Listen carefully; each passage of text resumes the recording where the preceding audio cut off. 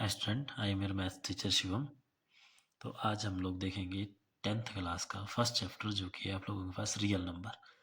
तो सबसे पहले तो नाम इसका रियल नंबर है, तो आप लोगों को पता होना चाहिए कि रियल नंबर कौन से नंबर होते हैं, हम किन किन नंबर को रियल नंबर बोलते हैं। तो जैसे आप लोगों ने बहुत सारे नंबर पढ़े हैं, जैसे natural number, whole number, integers. तो अब रियल नंबर में कौन से नंबर आएंगे, तो देखो रियल नंबर में जैसे आप लोगों को पता है एक नंबर लाइन होती है हमारे पास इस तरह से, जैसे यहाँ पे 0, फिर 1, 2, 3, इस साइड -1, -2, -3। इस तरह से आप लोगों के पास एक नंबर लाइन होती है। तो जितने भी आप लोगों के पास नंबर हैं जिनको हम इस रियल लाइन पे, इस नंबर लाइन पे शो कर सकें, उनको बोलते हैं रियल नंबर। अब देखो इसमें कौन कौन से नंबर आएंगे, तो सारे के सारे होल नंबर हो गए इसमें, 1, 2, 3, 4, 5 एंड सो ऑन। उसके बाद नेचुरल नंबर हो गए 1, 2, 3, 4 एंड होल नंबर आपके जैसे 0, 1, 2, 3, 4, 5, ये सारे के सारे हो गए। उसके बाद नेगेटिव नंबर हो गए, इंटीजर्स हो गए। अब जो डेसिमल नंबर है या जो फ्रैक्शन है, जैसे फॉर एग्जांपल 1/2, तो 1/2 आप देखेंगे 0.5 आएगा, 0 और 1 के बीच में, या जैसे कहीं आएगा। उसी तरह से जो भी आप लोगों के पास जितने भी सारे के सारे नंबर है, जैसे रियल नंबर में आ गए वो सारे के सारे। फॉर एग्जांपल रेशनल नंबर, तो जैसे कोई भी रेशनल नंबर है, जैसे रेशनल नंबर आप लोगों को पता है P/Q की फॉर्म में होता है। तो जैसे मान लो 3/4 है, तो ये भी इसी लाइन पे लाई करेगा कहीं ना कहीं। उसके बाद इरेशनल नंबर, जिन इरेशनल नंबर आप लोगों को पता है जो P/Q की फॉर्म में नहीं होते उनको हम इरेशनल नंबर बोलते हैं। जैसे फॉर एग्जांपल √5, तो √5 की जो भी वैल्यू होगी वो भी कहीं ना कहीं यहीं पे लाई करेगी। तो ये सारे के सारे number, irrational number, rational number, whole number, natural number और जो भी फ्रैक्शंस है आपके, ये सारे के सारे इनको बोलते हैं हम रियल नंबर। तो ये था आपका चैप्टर रियल नंबर। अब इसमें जो फर्स्ट टॉपिक है आपका वो है आप लोगों के पास यूक्लिड डिवीजन लेमा या यूक्लिड डिवीजन थ्योरम। अब ये यूक्लिड डिवीजन लेमा या यूक्लिड डिवीजन थ्योरम क्या है, तो अब इसके बारे में देखेंगे हम। तो देखो इसकी स्टेटमेंट है, if A and B are two positive integer then they must satisfy the condition a is equal to bq plus r, where जो r की जो वैल्यू है वो 0 के बराबर हो सकती है या फिर 0 से बड़ी और b से छोटी होगी हमेशा। क्लियर है।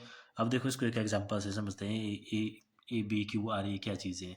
जैसे सबसे पहले बोला है ए और बी दो नंबर है, ठीक है। तो जैसे मान लो हमने दो नंबर ले लिए 25, 15, ये हमारे पास दो नंबर है। 25 को ए ले लिया और ये हो गया 15 हो गया बी हमारे पास। अब ये जो यूक्लिड डिवीजन लेमा है ये कुछ नहीं है, सिंपल डिवीजन है आप लोगों के पास। तो अब मान लो इसको हम डिवाइड कर देते हैं 25 को 15 से। 25 डिवाइड बाई 15, 15 1 जा 15 और रिमाइंडर आ गया आप लोगों के पास 10।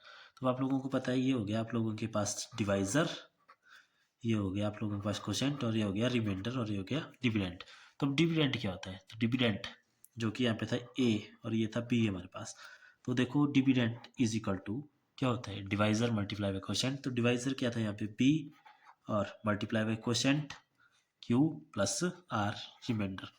तो यहाँ पे अगर हम इसको लिखें तो बन गया 25 इज इक्वल टू 15, क्योंकि बी की वैल्यू क्या है 15, मल्टीप्लाई बाई क्वोशेंट क्या है 1 प्लस आर क्या है 10। तो ये तो सिंपल हमारे पास डिवीजन है जो हम डिवीजन की चेकिंग के लिए भी यूज़ करते हैं छोटी क्लासों में। तो यही आप लोगों के पास यूक्लिड डिवीजन लेमा है। इसमें बोला गया है कि अगर आप लोगों के पास कोई दो पॉजिटिव इंटीजर्स हैं तो उनको हम किस तरह से लिख सकते हैं, a is equal to B Q plus r. वहाँ पे जो ए होगा वो बड़े वाला इंटीजर होगा और जो बी होगा वो छोटे वाला इंटीजर होगा, और क्यू आपका क्वोशेंट आएगा और आर रिमाइंडर आएगा। अब बात आती है कि हम जो है इस यूक्लिड डिवीजन लेमा को कहाँ पे यूज़ करेंगे, तो इसका जो आप लोगों के पास यूज़ है आप लोगों के चैप्टर में वो है एचसीएफ फाइंड आउट करने के लिए।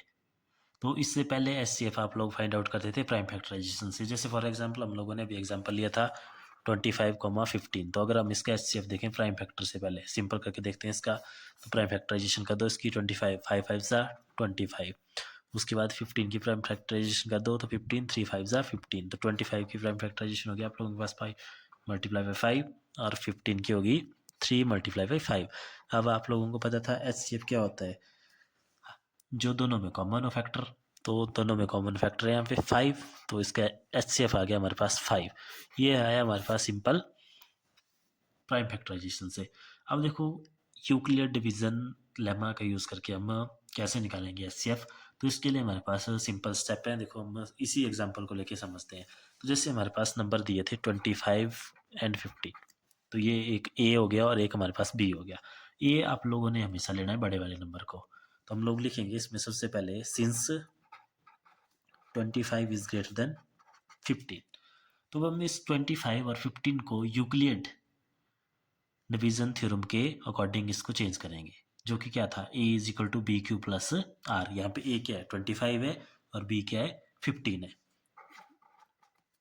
तो ये आ गया हमारे पास 25 इज इक्वल टू, अब देखो क्या होता है, ये थ्योरम होती है ना, a is equal to B Q plus R. तो a हो गया 25, b क्या हो गया आप लोगों के पास 15।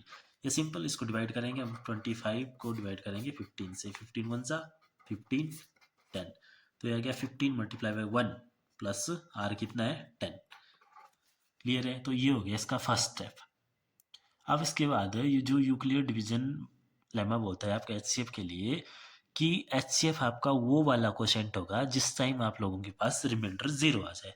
तो अगर यहाँ पे रिमाइंडर 0 आ गया होता तो तब हम लोगों ने लेना था ये आपका, सॉरी क्वोशेंट नहीं, डिवाइजर 15। तो ये तब हमारे पास एचसीएफ होना था। ठीक है। यूक्लिड डिवीजन लेमा बोलता है कि जो जिस टाइम आपका रिमाइंडर 0 आए उस टाइम जो आप लोगों के पास डिवाइजर था वो आपका उन दो गिवन नंबर का एचसीएफ होगा। तो भी हमारे पास रिमाइंडर 0 नहीं आया है, तो हम नेक्स्ट स्टेप में चलेंगे। लेकिन नेक्स्ट स्टेप में अब जो यूक्लिड डिवीजन लगेगी वो लगेगी इस डिवाइजर और इस रिमाइंडर के ऊपर।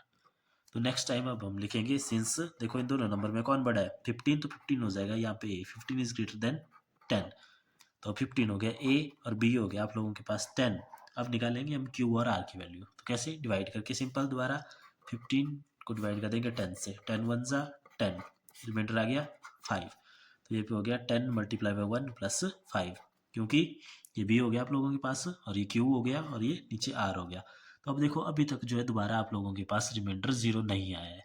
तो अब चलेंगे हम नेक्स्ट स्टेप में। अब जो आपका यूक्लिड डिवीजन थ्योरम है वो लगेगी इन दो नंबर्स पे, 10 और 5 पे। तो नेक्स्ट स्टेप में हम अब देखेंगे, तब आ गया हमारे पास सिंस 10 ग्रेटर देन 5। तो अब ये बन गया 10 और बी बन गया 5। तो इसको दोबारा लिखेंगे 10 is equal to A is equal to B Q plus R. तो बी आ गया, अब क्यू निकालेंगे तो डिवाइड कर देते हैं दोबारा इसको, 10 डिवाइड बाई 5, तो 5 टू ज़ा 10। तो अब रिमाइंडर आ गया अब हमारे पास 0।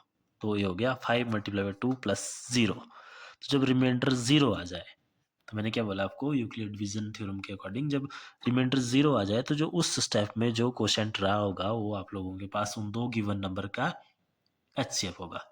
तो अब आ गया क्वोशेंट आ गया यहाँ पे 5, तो इसका मतलब है जो नंबर थे हमारे पास, देयरफॉर एचसीएफ ऑफ 25, 15 इज 5। और यही हम लोगों ने निकाल के देखा था सिंपल प्राइम फैक्टराइजेशन से भी। प्राइम फैक्टराइजेशन से भी इन दोनों नंबर का एचसीएफ हमारे पास 5 आया था और यूक्लिड डिवीजन थ्योरम से भी हमारे पास इसका एचसीएफ 5 आ गया।